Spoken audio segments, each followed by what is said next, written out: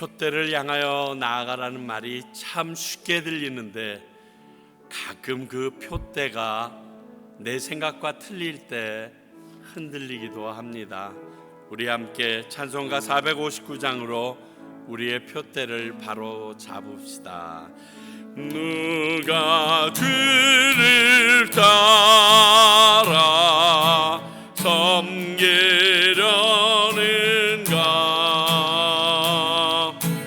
누가 죄를 떠나 주만 따를까?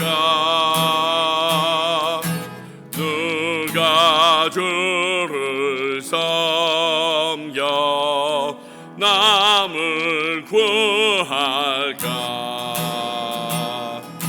누가 주의 뒤를 따라가려나?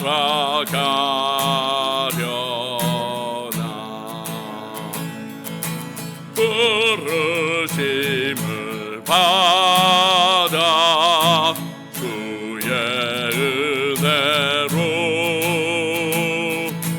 주를 따라가네. 주만 따르네. 세상 영광 위에 따름 아니요. 그 신사랑이네. 그만 따르고 그가 내려주신 은혜 힘입어 주의 뒤를 따라 힘써 일하네.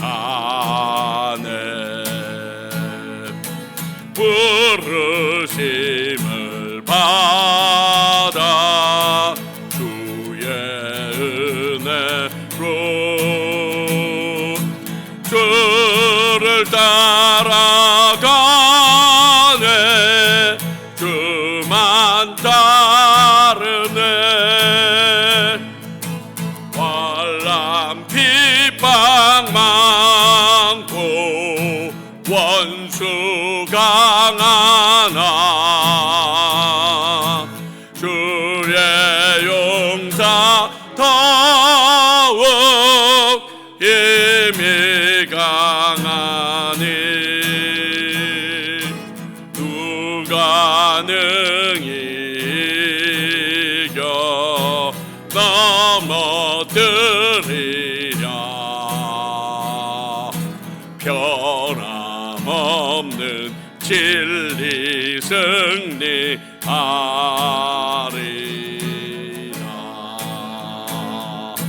깊은 찬송하며 주의 은혜로 주를 따라가네. 주만 따르네. 하나님의 부르심에는 후회하심이 없네.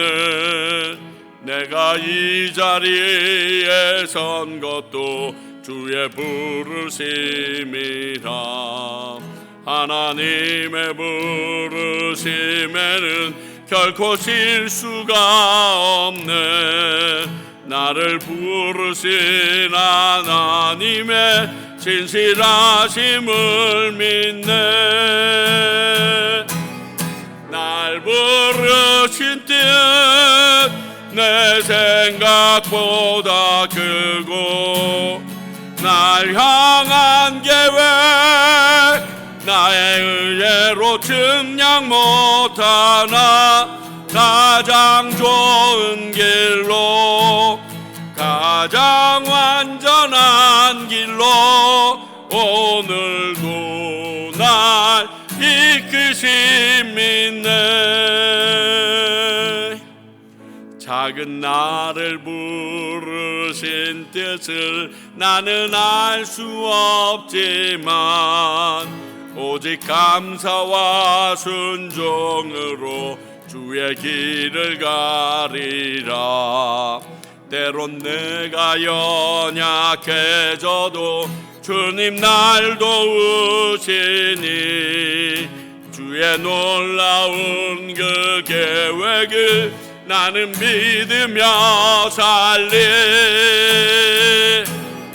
날 부르신 뜻 내 생각보다 크고 날 향한 계획 나의 지혜로 측량 못하나 가장 좋은 길로 가장 완전한 길로 오늘도 나 주를 찬양해. 날 부르신 뜻 날 부르신 뜻 내 생각보다 크고 날 향한 계획 나의 지혜로 측량 못하나 가장 좋은 길로 가장 완전한 길로 신실하신 주를 찬양해. 주님 당신은 사랑의 빛 어둠 가운데 비추소서. 세상의 빛 예수 우리를 비추사 당신의 진리로 우리를 자유케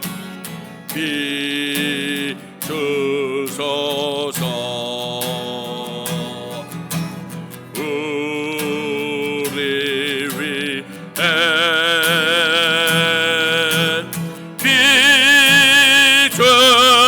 비추소서. 주님의 영광 온 땅 위에 부소서. 내게 성령의 불을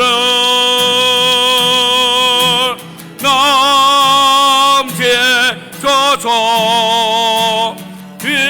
은혜와 긍휼을 열방 중에 전하소서. 빛 되신 주의 말 비춰주소서. 비춰주소서. 주님의 영광 온 땅 위에 부소서. 내게 성령의 불을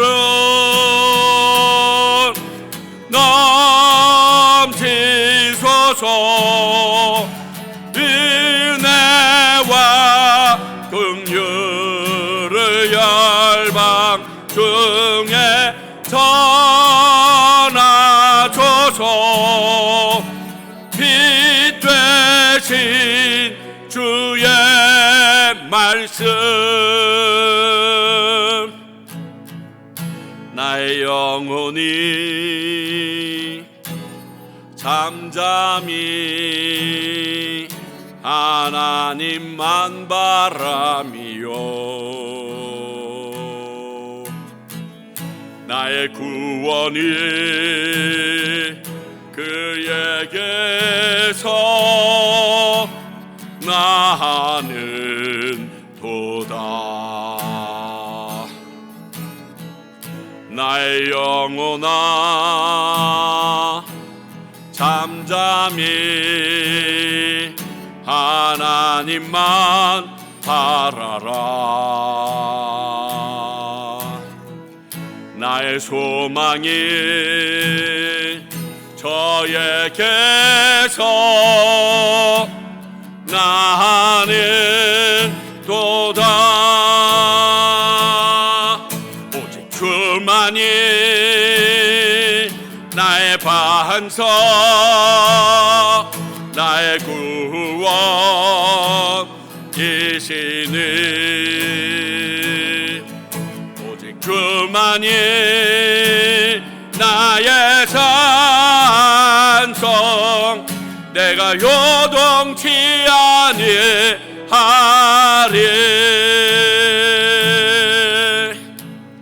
나의 영혼이 간절히 여호와를 갈망하며 나의 입술이 여호와를 찬양하리.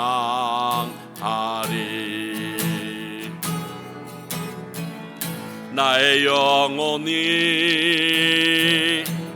즐거이 여호와를 따르리니. 나의 평생에 여호와를 송축하리.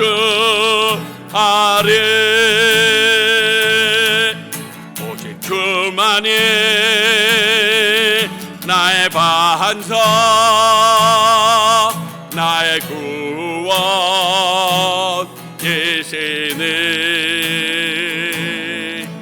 오직 주만이 나의 산성, 내가 요동치 아니하리.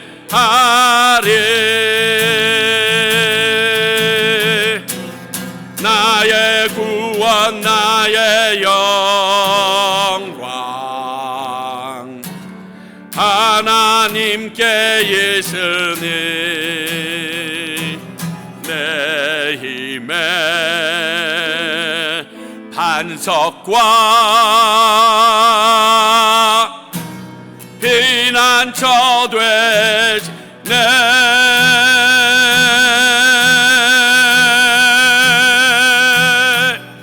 오직 주만이 나의 반석, 나의 구원이시니.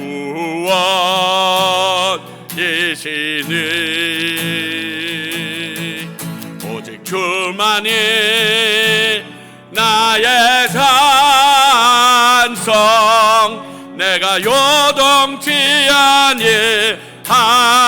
오직 주만이, 오직 주만이 나의 반석, 나의 구원이시니. 오직 주만이 나의 산성, 내가 요동치 아니하리. 우리 이 시간 같이 한번 기도합니다. 하나님, 내가 주님만 바라는 삶이 되게 해달라고 기도하며 나아가겠습니다. 하나님 아버지, 한 가지만 주님 앞에 바랍니다. 다른 것을 저희들이 바라지도 않고 구하지도 않겠사옵나니 아버지, 이 시간 온전히 주님 한 분만을 기리며 당신의 임재만을 기리며 나가는 저희들이 되게 하여 주시옵소서. 다른 소망을 우리에게서 거두시며 오직 예수 그리스도 그 한 분만이 나의 소망이 되게 하여 주시옵소서. 이 모든 것을 우리가 지나쳐 갈 때 다른 것을 더 기리고 생각하며 바랄 수밖에 없는 부족한 사람들이 될 수밖에 없습니다. 아버지여, 오늘 이 시간 이곳에 하나님의 임재와 당신의 기름 부으심과 당신의 보혈로 덮어 주시옵소서. 오늘 예배를 위해서 이상석 장로님 기도해 주시겠습니다.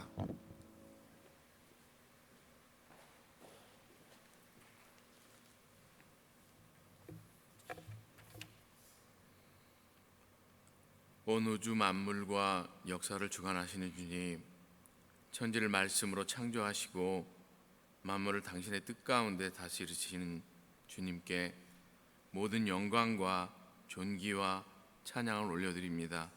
주님, 이 세상은 가치와 기준이 세대에 따라 끊임없이 변하고 변질되어 가지만 주님은 언제나 오른이나 또 영원토록 동일하시며 참으로 변함이 없으신 신실하신 하나님이심을 고백드립니다. 주님, 저희들 때로는 이해할 수 없는 어려움과 고난을 지나며 기도에도 응답이 없는 것처럼 느껴지는 그러한 시간을 지날 때가 있습니다. 그러한 시간 속에서도 주님께서는 우리의 삶을 붙드시고 끝까지 우리를 포기하지 않으시며 우리를 당신의 날개 아래 보호하시고 가장 좋은 것으로 베풀어 주시며 언제나 풍요 가운데 머물게 하시는 참 사랑이신 주님, 살아계신 하나님이심을 신뢰하며 이 시간 주님 앞에 나아갑니다. 주님 아버지, 저희들 참으로 연약합니다. 눈앞에 보이는 현실이 우리의 믿음을 흔들고 주님의 침묵이 길어질 때면 혹시 우리를 외면하신 것은 아니신지 낙심하고 두려워할 때가 있습니다. 주님, 오늘 예배 가운데 주님께서 주시는 생명의 말씀을 통하여 저희들 다시 회복되기를 소망합니다. 성령께서 도와주시고 함께하여 주시옵소서. 주님께서는 당신의 백성을 결코 외면하지 않으시는 분이십니다. 우리가 알지 못하는 순간에도 가장 가까이에서 함께하시며 보이지 않는 손으로 우리의 삶을 붙드시고 또 선한 길로 인도하시는 참으로 신실하신 참 아버지이심을 주님께 고백드립니다. 시간이 지나 저희들 돌아보면 주님께서 우리를 외면한 것이 아니라 저희가 먼저 기도를 멈추었고 말씀을 멀리하였으며 세상의 염려와 분주함 속에서 주님을 향해 침묵했던 시간이 더 많았음을 주님 앞에 고백드립니다. 주님, 용서하여 주시옵소서. 주님의 뜻보다 우리의 생각을 앞세웠고 주님의 영광보다 우리의 유익을 먼저 구하였으며 믿음으로 걸어가기보다는 세상의 기준에 따라 살아왔던 이 죄인을 주님 용서하시고 아버지 긍휼히 여겨 주시옵소서. 주님, 연약한 우리의 마음을 새롭게 하여 주시옵소서. 고난을 피하는 믿음이 아니라 주시는 고난 가운데에서도 주님을 신뢰하는 담대한 믿음을 우리에게 허락하여 주시옵소서. 어려운 가운데에서도 우리와 동행하시는 주님의 임재를 누리게 하여 주시옵시고 약속을 붙들고 주님을 더욱더 의지하는 그러한 삶을 살아갈 수 있도록 주님께서 도와주시옵소서. 내 삶의 주인은 내가 아니라 주님이심을 고백드립니다. 우리의 소망은 이 땅에 있지 않고 하나님 나라에 있음을 다시 한번 고백드립니다. 허락하신 삶의 모든 자리에서 하나님의 백성답게 저희들 살아가게 하여 주시옵시고 가정과 직장 또 교회의 모든 관계 속에서 우리 모두가 하나님의 자녀임을 담대히 드러내며 나아가는 자들 되도록 주님께서 도우시고 아버지 함께하여 주시옵소서.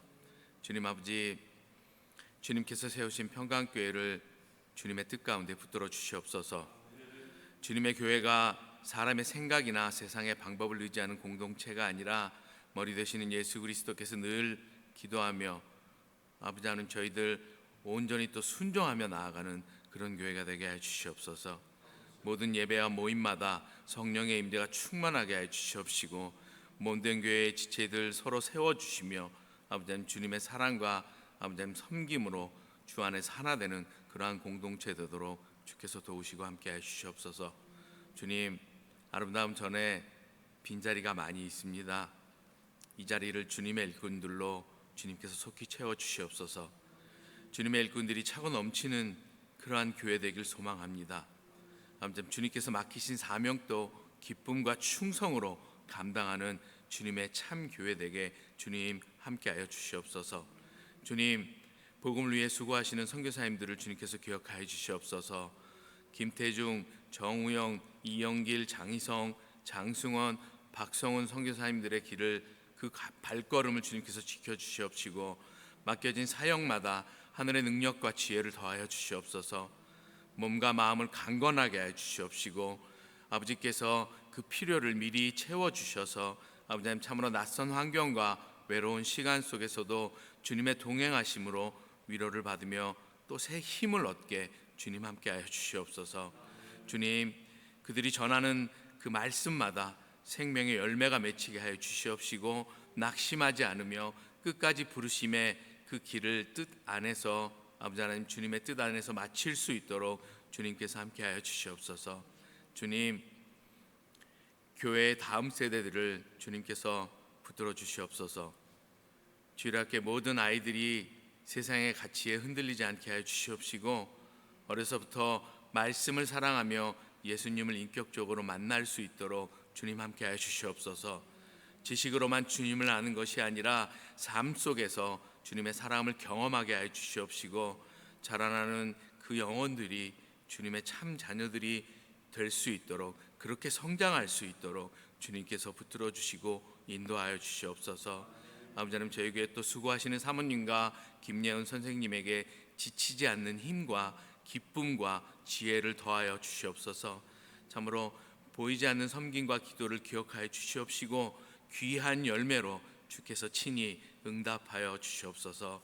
주님 아버지, 친히 주님께서 세우신 주님의 종 최유찬 목사님을 위해 기도드립니다. 날마다 영과 육을 강건하게 하여 주시옵시고 말씀을 준비하시고 선포하실 때마다 성령의 충만함과 하늘의 지혜를 더하여 주시옵소서. 또한 영적 통찰력을 허락하여 주시옵시고 맡겨진 양떼를 주님의 마음으로 사랑하며 진리 가운데 인도하도록 주님 함께하여 주시옵소서. 주님께서 목회의 모든 발걸음을 친히 지켜주시옵시고 목사님의 가정과 사역 위에 주님의 평강과 보호하심이 늘 함께하도록 주님 인도하여 주시옵소서. 주님께서 그 맡겨진 사명 끝까지 충성되게 감당할 수 있도록 지혜와 명철을 더하여 주시옵시고 무엇보다 우리 주 예수 그리스도를 닮은 겸손한 인애와 사랑이 더욱더 풍성하게 흘러넘치도록 주님 부어 주시옵소서. 주님 아버지, 이제 선포되는 말씀 들을 때 그 선포되는 말씀이 사람의 음성이 아니라 하나님의 음성에 듣도록 하여 주시옵시고 우리의 생각과 고집을 내려놓고 겸손히 말씀 앞에 무릎 꿇게 하여 주시옵소서. 상한 심령은 싸매어 주시옵시고 지친 자에게 새 힘을 주시옵시고 믿음이 약해진 자는 다시 믿음으로 일어서는 귀한 시간으로 주님 인도하여 주시옵소서. 모든 영광과 찬송과 존귀를 받으시기에 합당하신 우리 주 예수 그리스도의 이름으로 간절히 기도드립니다.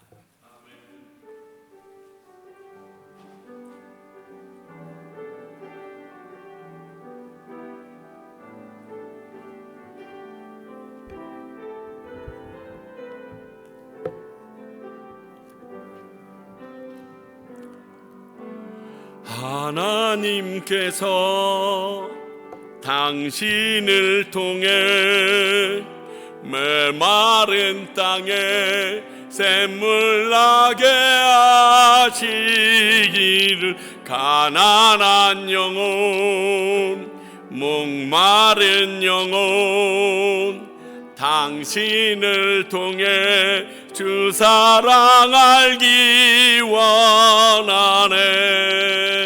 우리 좌우에 계신 분들에게 하나님께서 당신을 통해 메마른 땅에 샘물 나게 하시기를 가난한 영혼 목마른 영혼 당신을 통해 주 사랑 알기 원하네.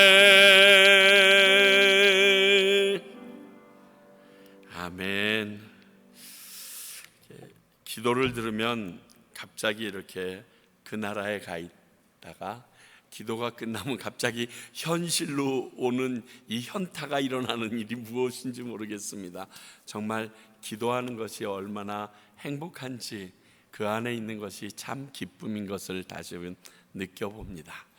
오늘 2부 예배 후에 학부모 기도회가 있습니다. 기억하시고요. 우리 다음 주에는 8월 첫 주입니다. 8월부터는 첫째 주와 셋째 주에 저희가 점심 친교가 있는데 이번 주도 다음 주도 점심 친교가 있습니다. 그리고 매 주일 오전 9시 반부터 10시 반까지 저희 중보기도 모임이 2층에서 있습니다. 여기는 거의 다 참석하시는 분들이라 함께 기도하는 것이 힘입니다. 기도한다는 것은 당신만 신뢰합니다라는 뜻이 그 안에 들어가 있기 때문에 사람의 힘과 사람의 생각들을 내려놓을 수 있는 최고의 방법이기도 합니다. 함께 더 많이 동참하셔서 하나님의 나라를 위하여 기도하며 나갈 수 있기를 간절히 바랍니다.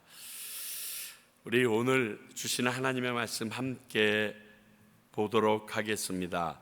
열왕기 하 2장 1절부터 11절까지의 말씀입니다. 열왕기 하 2장 1절부터 11절까지의 말씀입니다. 저는 오늘 5절부터 11절까지 읽도록 하겠습니다. 우리 모두 함께 자리에서 일어나서 하나님의 말씀 받으시기 바랍니다. 읽겠습니다. 여리고에 있는 선지자의 제자들이 엘리사에게 나와 이르되 여호와께서 오늘 당신의 선생을 당신의 머리 위로 데려가실 줄을 아시나이까 하니 엘리사가 이르되 나도 아노니 너희는 잠잠하라. 엘리야가 또 엘리사에게 이르되 청하건대 너는 여기 머물라. 여호와께서 나를 요단으로 보내시니라 하니 그가 이르되 여호와께서 살아계심과 당신의 영혼이 살아있음을 두고 맹세하노니 내가 당신을 떠나지 아니하겠나이다 하는지라. 이에 두 사람이 가니라. 선지자의 제자 50명이 가서 멀리 서서 바라보매 그 두 사람이 요단가에 서 있더니 엘리야가 겉옷을 가지고 말아 물을 치매 물이 이리저리 갈라지고 두 사람이 마른 땅 위로 건너더라. 건너매 엘리야가 엘리사에게 이르되 나를 내게서 데려감을 당하기 전에 내가 내게 어떻게 할지 구하라. 엘리사가 이르되 당신의 성령이 하시는 역사가 갑절이나 내게 있게 하소서 하는지라. 이르되 내가 어려운 일을 구하는도다. 그러나 나를 내게서 데려가시는 것을 내가 보면 그 일이 내게 이루어지려니와 그렇지 아니하면 이루어지지 아니하리라 하고 두 사람이 길을 가며 말하더니 불수레와 불말들이 두 사람을 갈라놓고 엘리야가 회오리 바람으로 하늘로 올라가더라. 하나님의 말씀입니다. 자리에 앉아주시기 바랍니다. 기도하겠습니다. 하나님 아버지, 오늘 이 말씀을 저희들이 듣고 받습니다. 이 말씀을 우리에게 듣고 받게 하시는 것은 우리에게 하나님께서 말씀을 통하여 하실 말씀이 있음을 저희들이 깨달으오니 하나님 아버지여 말씀하시고 듣게 하여 주시옵소서. 듣는 대로 마치는 것이 아니라 그 들은 말씀대로 순종하며 살게 하시사 하나님께서 우리에게 이 말씀을 주셨던 그 이유와 목적을 이루는 삶이 되게 하여 주시옵소서. 성령님 이곳에 함께 하시고 주님 기름 부어 주셔서 우리의 마음이 기경되게 하사 하나님의 말씀을 듣고 바르게 꽃 피고 열매 맺는 삶 되도록 도와주시옵소서. 부족하디 못한 부족한 이 종 입술에 주님 성령님 함께 하시사 하나님이 원하시는 말씀이 전파되어지게 역사하여 주시옵소서. 예수님 이름으로 기도하옵나이다. 아멘. 오늘 말씀은 정말 감격스러운 말씀입니다. 아마 엘리야라는 여러분 그 오라토리오를 보시면 알겠지만 거의 클라이막스의 모습이 바로 오늘 이 장면입니다. 불말과 불수레가 나와서 엘리야와 엘리사를 가르면서 그 회오리 바람과 함께 그것을 타고 올라가는 엘리야의 모습이 오늘 이 장면의 마지막 부분이기 때문에 그렇습니다. 오늘 말씀은 보신 것처럼 엘리야 선지자가 사역을 마치고 후임자인 엘리사에게 그 사역을 인수하는 모습을 담고 있습니다. 그리고 그 인수하는 시점이 죽음을 보지 않고 하늘로 들려 올라가는 엘리야의 모습으로 맞춰지게 됩니다. 성경에는 딱 세 사람이 이 일을 경험합니다. 에녹이 죽음을 보지 않고 하나님과 300년 동안 동행하다가 데려가셔서 가게 됐고요. 두 번째는 오늘 이 엘리야가 있고요. 세 번째는 우리 예수님이십니다. 모세에 대해서는 이렇다 저렇다 이야기가 많은데 성경에 정확하게 기록되어 있는 분은 이 세 분인 것을 봅니다. 아시는 것처럼 하나님은 사람을 통하여서 일하십니다. 하나님께서 직접 하셔도 되는데 우리 사람들을 쓰고 계십니다.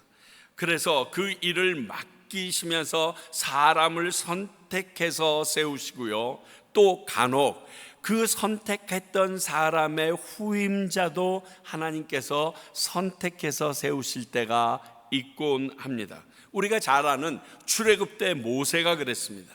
모세를 통하여 하나님께서 출애굽시키시고 광야에 40년을 지나오게 하신 후에 요단강 건너는 일부터 가나안 땅 정복하여 모든 땅을 나누는 일까지 여호수아에게 맡기라 하고 모세를 데려가셨던 것입니다. 오늘 엘리야의 뒤를 이어서 엘리사에게 맡기신 것과 동일한 방법이셨죠.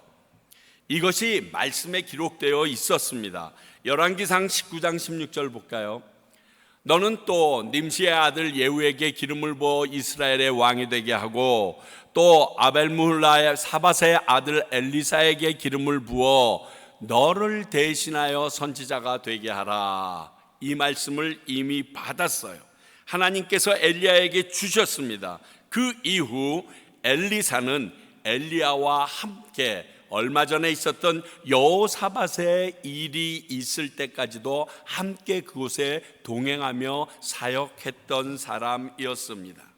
오늘 그 엘리사는 거듭된 만류에도 불구하고 끝까지 스승인 엘리야를 따랐으므로 마침내 엘리야의 승천 과정을 볼 수 있었을 뿐만이 아니라 갑절의 성령의 능력도 받게 되었다는 말씀입니다. 이런 엘리사의 열심이 엘리야에 이어 성령의 능력이 배나 소유한 선지자로서 그 주어진 사명을 감당하게 하신 하나님의 방법도 우리에게 보여줍니다. 이 과정을 통해서 지금의 우리에게 주시는 하나님의 음성을 듣고자 합니다. 먼저는 엘리사가 끝까지 엘리야를 따라가는 모습을 보게 됩니다. 하나님이 엘리야를 데려갈 줄을 엘리사 알고 있었습니다. 그런데 그 엘리사는 엘리야에게서 떠나지 않고 계속 쫓아갑니다. 길갈에서 그 다음에 베델로 옮겨져서도 그리고 여리고까지 가고 그리고 요단까지 끈질기게 엘리사는 엘리야를 쫓아갑니다. 자, 그렇다면 우리가 다시 한번 생각해 봐야 될 게 있는데 이 엘리야는 어떤 사람이었는지 우리가 이미 나눴던 내용을 중심으로 좀 보기를 원합니다. 이미 우리는 엘리야의 후임자로 엘리사를 세우신 하나님의 계획을 아까 읽었습니다. 그리고 엘리야가 엘리사를 만난 과정과 그때 일어난 일도 열왕기상 19장을 통해서 이미 함께 나눴습니다. 우리 다시 한번 보실까요? 열왕기상 19장 19절서부터 21절입니다. 엘리야가 거기서 떠나 사밧의 아들 엘리사를 만나니 그가 12결의의 소를 앞세우고 밭을 가는데 자기는 12째 결의와 함께 있더라. 엘리야가 그리로 건너가서 겉옷을 그의 위에 던졌더니 그가 소를 버리고 엘리야에게로 달려가서 이르되 청하건대 나를 내 부모와 입맞추게 하소서. 그리한 후에 내가 당신을 따르리이다. 엘리야가 그에게 이르되 돌아가라. 내가 내게 어떻게 행하였느냐 하니라. 엘리사가 그를 떠나 돌아가서 한 겨리의 소를 가져다가 잡고 소의 기구를 불살라 그 고기를 삶아 백성에게 주어 먹게 하고 일어나 엘리야를 따르며 수종 들었더라. 여러분 잘 아시는 것처럼 이 상황이 뭐냐면 엘리야가 지금 850대 1에 승리를 하고 비가 3년 만에 내리기 시작했을 때 엘리야가 자기를 잡아 죽이겠다는 이 이세벨을 피해서 도망가다가 하나님께서 이 말씀을 듣고 다시 돌아오는 순간입니다. 그러니까 3년 만에 가뭄 후에 내린 비로 인해서 그가 농사 짓는 사람이라 기회를 놓치지 않고 굉장히 열심히 일하는 엘리사의 모습을 보여줬습니다. 그래서 이렇게 말씀드렸죠.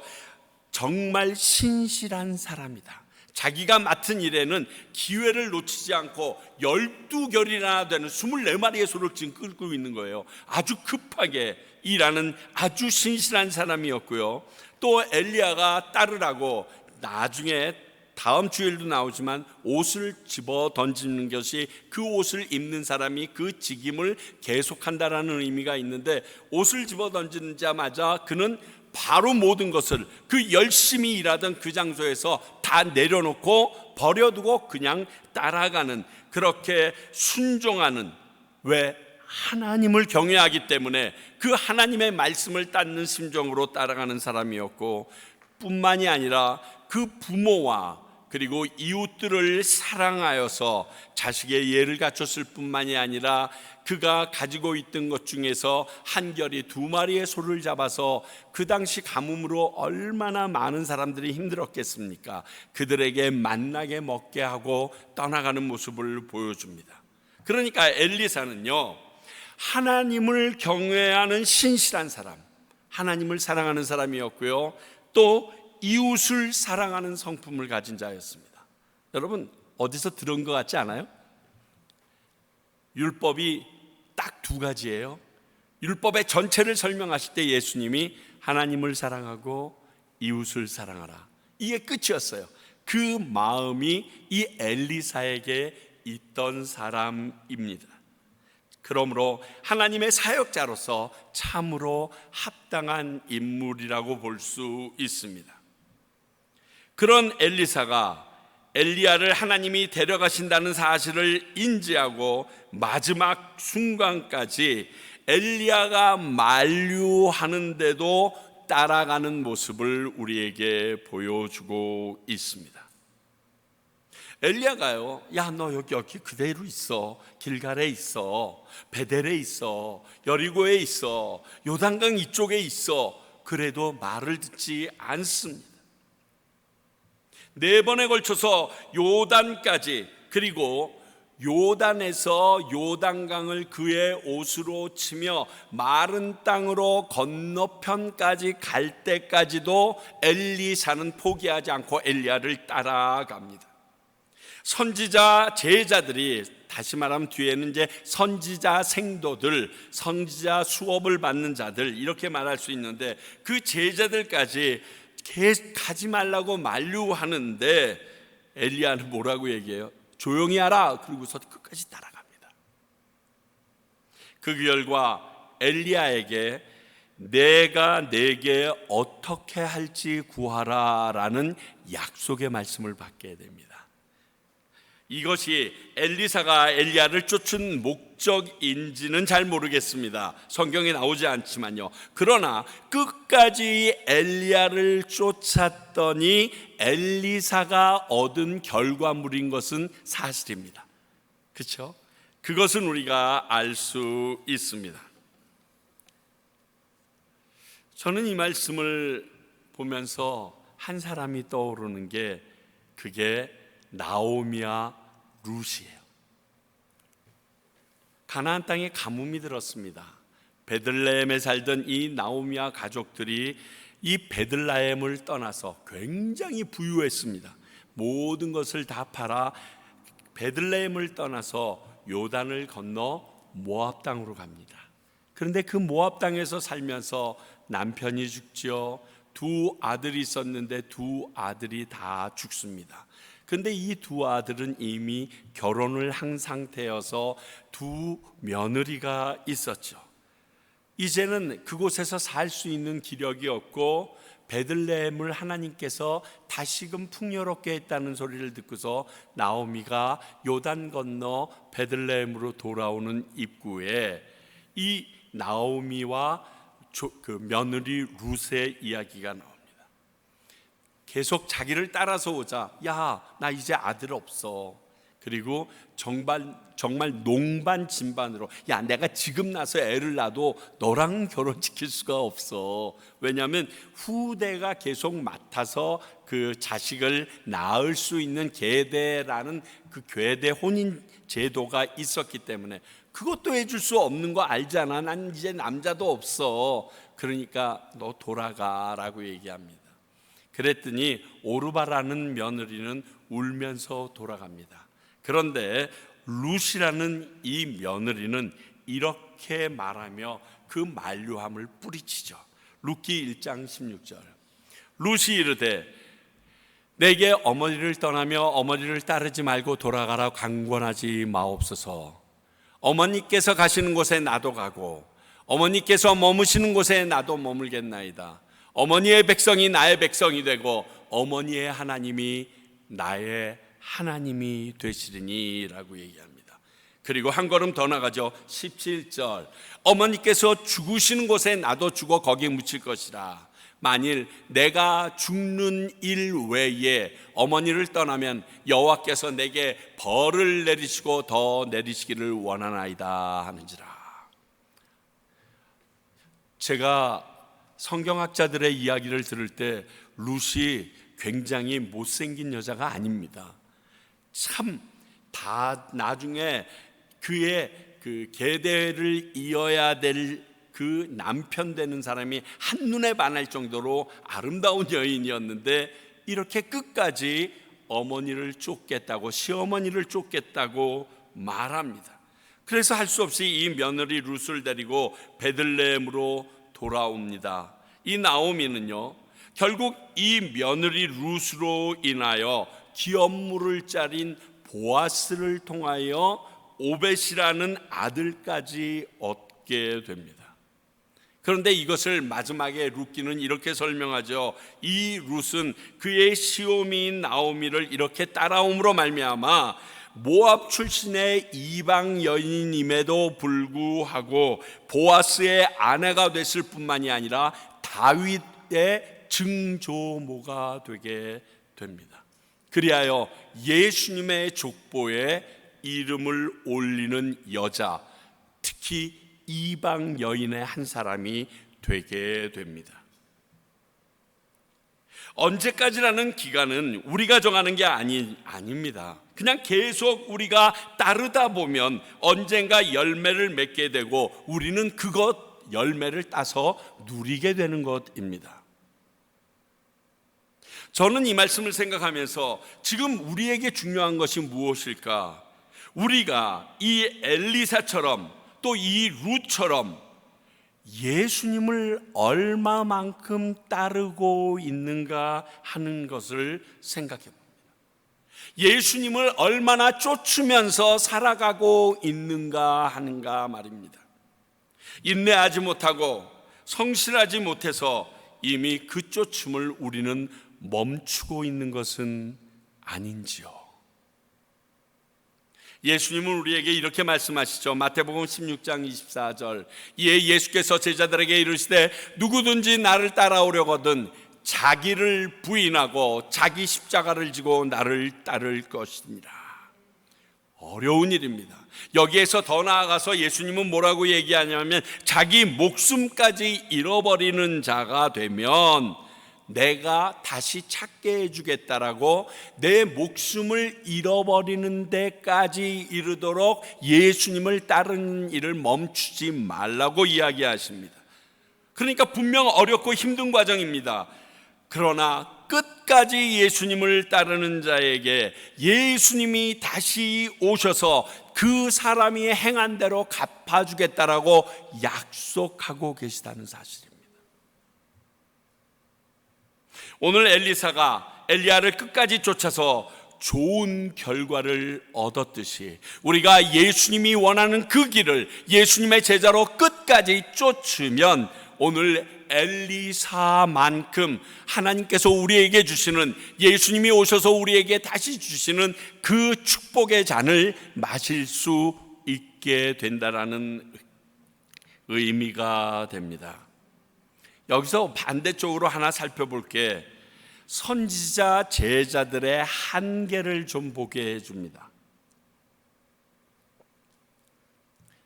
오늘 선지자 제자들은요, 베델에서도 있었고 여리고에서도 있었고 요단 강가에서도 서 있었습니다.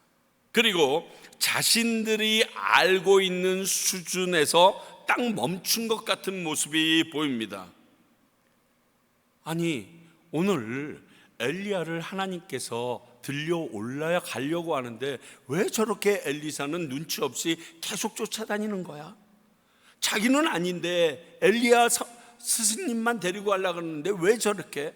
그래서 그 제자들이 엘리사에게 야, 왜 그러냐라고 타일르듯한, 그것도 모르고 어떻게 후계자가 되려고 그래 라는 뉘앙스가 그들의 말에 진짜 붙어 있습니다. 여러분, 그런데 다시 말씀드리지만 우리가 하나님께서 우리에게 명령하신 그 따름의 한계는요, 내가 정하는 게 아닙니다. 그 한계는 사람이 아닌 하나님이 우리에게 정하여 주시는 것이고 하나님이 멈춰야 할 때도 알려주신다는 것입니다. 저는 이것을 인간의 계획이라는 말 때문에 자주 넘었을 때가 많은 사람입니다. 지금 시계가 없잖아요. 시계가 다 멈춰 섰어요. 네 시간대로 언제 그만두겠다, 언제 어떻게 하겠다 이런 생각을 하지 말고 나에게 다 맡겨라. 그거는 내 카이로스야. 왜 내 시간을 네 마음대로 조절하려고 하니? 저에게 이 선지자 제자가 같은 한계를 정하는 나쁜 습관이 있었길래 하나님이 말씀해 주셨던 것을 저는 경험했었습니다. 오늘 이렇게 따르는 엘리사에게 엘리야는 나를 너에게서 데려감을 네가 보면, 이게 무슨 말입니까? 하나님께서 그 엘리사에게 정해주신 엘리야를 더 이상 따라가지 않아야 될 기간을, 그 한계를 정해주신 거예요. 내가 죽으면, 내가 따라 올라가는 것을 네가 보게 되면 그러면 끝난다라고 알려주십니다. 우리에게도 알려주실 것입니다. 말씀해 주실 것임을 믿어야 합니다. 그런데 선지자 제자들은요, 자신들이 한계와 정도를 스스로 결정합니다. 본인들이 알고 있는 상식 내에서, 알고 있는 만큼 안에서요. 이건요, 자기가 하나님인 양 스스로 결정하는 것과 동일한 모습입니다. 굉장히 무서운 일이죠. 다시 말하지만 힘들고 어려워도 다른 사람들이 만류해도 하나님이 멈추라고 하지 않으면 계속 따라가는 엘리사와 같이 예수님을 따르는 하나님의 자녀들이 우리는 되어야 합니다. 오늘 이 말씀을 통해서 저에게 주신 하나님의 음성이셨습니다. 또 하나는 엘리사가 구한 것을 우리로 보게 하십니다. 9절에 보면 엘리야가 엘리사에게 이렇게 말하죠. 나를 내게서 데려감을 당하기 전에 내가 내게 어떻게 할지를 구하라. 다른 말로 얘기하면, 야, 너 왜 이렇게 지겹게 쫓아다니니? 나 곧 올라가는데 혹시 내가 너에게 해줄 게 있을까? 뭐 이렇게 물어보신 거예요. 이 말을 듣는 순간 갑자기 그 이솝우화의 세 가지 손이 생각나면서 램프의 요정인 지니가 생각나는 이유는 저만일까요? 갑자기 이게 딱 생각이 나더라고요. 자, 여러분들이라면 이런 상황에 어떠한 대답을 하겠습니까? 어떠한 것을 요구하시겠습니까? 엘리사는요, 첫 번째 갑절의 성령의 역사를 구했습니다. 오늘 엘리사는 바로 당신을 통해 역사하신 성령의 능력에 갑절을 주세요라고 바로 이야기합니다. 그게 간절했던 거예요.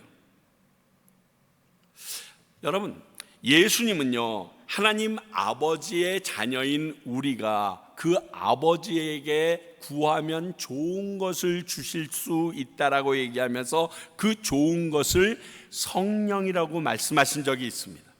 누가복음 11장 13절, 너희가 악할지라도 좋은 것을 자식에게 줄 줄 알거든 하물며 너희 하늘 아버지께서 구하는 자에게 성령을 주시지 않겠느냐. 마태복음에는 이 성령이라는 단어 대신에 앞에 썼던 말을 중복해서 좋은 것을 주시지 아니하겠느냐라고 얘기하십니다. 그렇습니다. 그래서인지 오늘 엘리사가 구한 갑절의 성령을 하나님 아버지께서는 엘리사에게 기꺼이 주십니다. 이와 비슷한 일이 한 번 있었죠. 열왕기상에, 이미 우리가 열왕기상하를 쭉 해오고 있기 때문에 열왕기상 3장에 보게 되면 솔로몬이 왕이 됐습니다.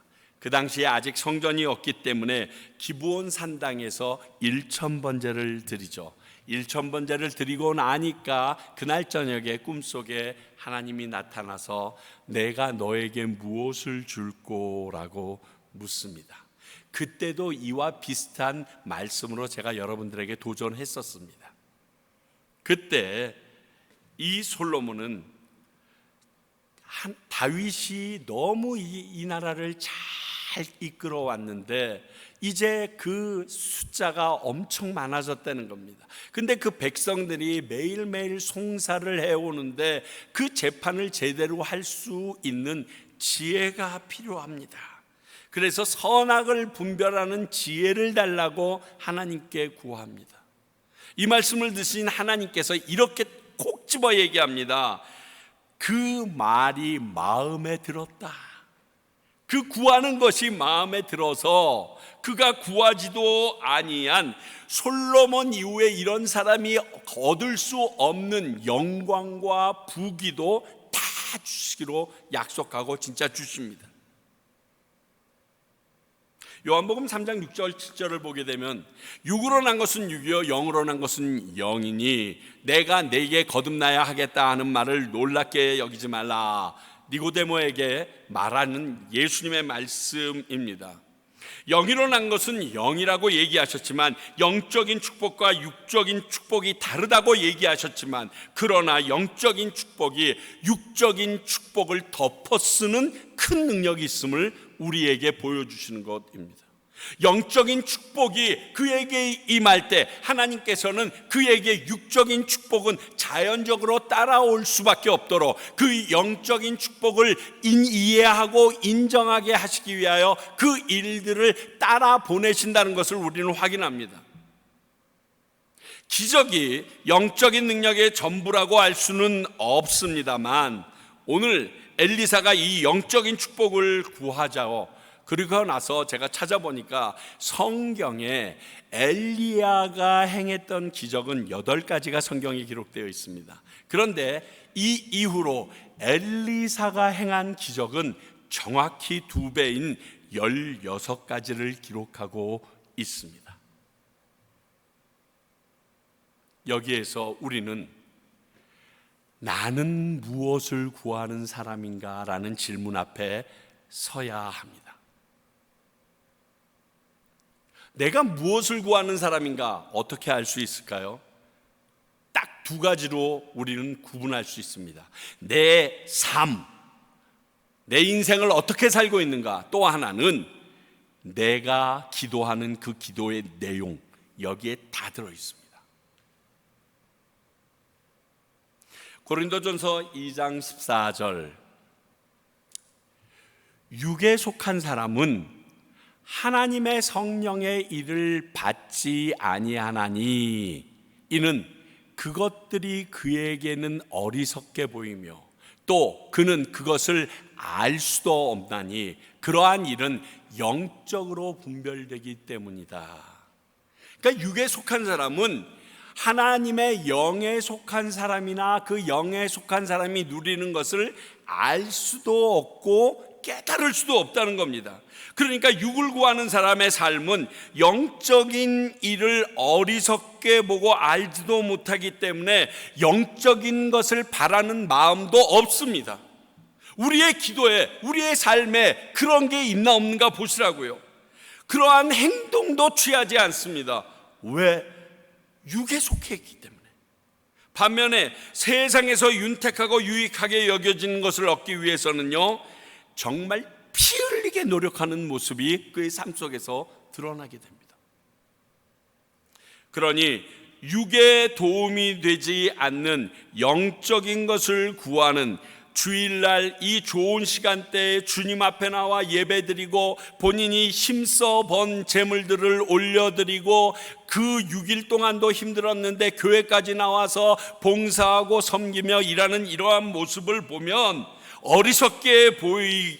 당연히 어리석게 보이죠. 그러니까 그런 사람 상종하고 싶겠습니까? 상종하고자 하지도 않습니다. 그리고 차라리 그런 사람을 육적인 것을 얻을 수 있는 도구로 이용하려 드는 사람들이 육적인 사람입니다. 그리고 이미 예수님을 믿는 분들이어도 그들이 하나님께 간구하는 기도의 내용을 들어보면 과연 영적인 것을 추구하는 사람인지 육적인 것을 추구하는 사람인지, 그의 삶을 보게 되면 그가 예수님을 믿는다면서 영적인 부분을 추구하며 살아가는 사람인지 여전히 세상 사람들과 동일한 세상의 육적인 것을 탐하는 사람인지 확연하게 알 수 있습니다. 하나님께서 솔로몬의 기도를 마음에 들어 했다. 그래서 세상적으로 필요한 부귀와 영광도 주셨다. 이 말은요, 하나님께 기도하는 사람들 중에 그만큼 영적인 하나님의 것을 구하는 사람이 적다라는 반증이기도 합니다. 그런 일이 있었으면 하나님께서 수시로 나왔겠죠. 여기 이 사람 저 사람한테. 그렇지 않다는 거예요. 그런 사람을 찾기가 어렵다는 이야기입니다. 그러므로 우리가 예수를 믿고 이 땅을 살아가고 있지만 우리의 기도의 내용과 우리의 삶 속에서 영적을 구하는 사람인지 육적인 것을 구하는 사람인지 우리 스스로 볼 수 있을 정도라는 것입니다. 이것을 오늘 말씀은 우리에게 알려줍니다. 엘리사의 간절한 구함, 갑절의 영감을 주세요. 왜? 똑같아요. 솔로몬이랑 내가 이제 엘리야가 걸었던 그 길을 가야 되고 저 많은 선지자 생도들을 가르쳐야 될 텐데 내가 가지고 있는 이 성령의 능력을 가지고서는 도저히 엘리야를 이길 수가 없고 엘리야가 해놓은 일을 제대로 이어갈 자신조차 없습니다. 하나님, 솔로몬이 지혜가 필요했습니다 했던 것처럼 내가 성령의 능력이 엘리야의 2갑절은 있어야 나는 훨씬 기본이 없는 사람이라 그래야 가능합니다 하는 그 모습이었던 거예요.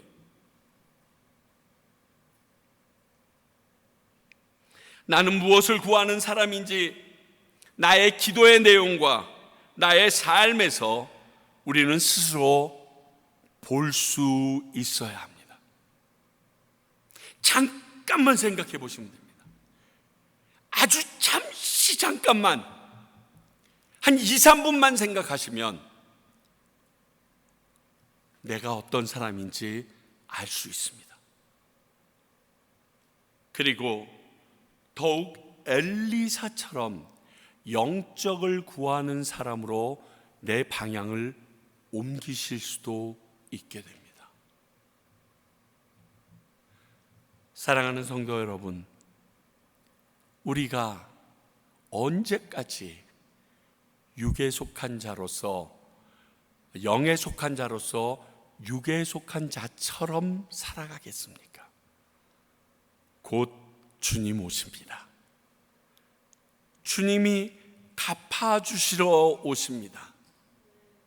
주님께서 갚아주실 것이 없는 자로 이 땅을 살아가게 되면 그분이 오셨을 때 내 앞에서 그냥 지나치실 수밖에 없다는 사실 기억하고 오늘 엘리사처럼 하나님의 것을 구하며 사는 저와 여러분이 되시기를 바랍니다. 기도하겠습니다. 하나님 아버지, 정말 하나님의 것을 구하며 살길 원합니다. 내 삶이 예수를 믿는다면서 더 이상 세상에 속한 사람처럼 구분이 어려워지는 사람이 아니기를 원합니다. 도와주시옵소서. 함께하여 주시옵소서. 깨닫게 하시사 그 길로 가는 저희들 되게 하여 주시옵소서. 예수님 이름으로 기도하옵나이다.